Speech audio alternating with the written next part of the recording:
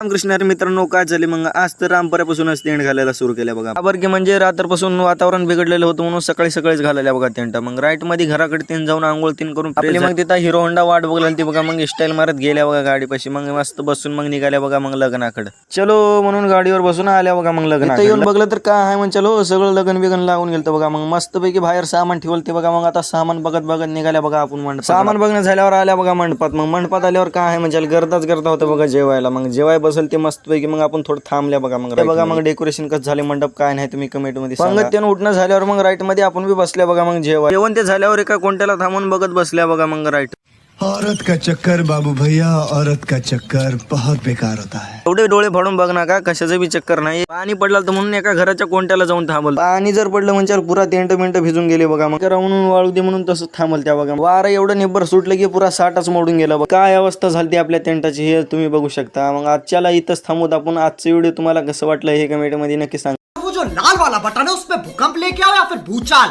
मुझे नहीं पता, बस क्लिक हो जाना चाहिए.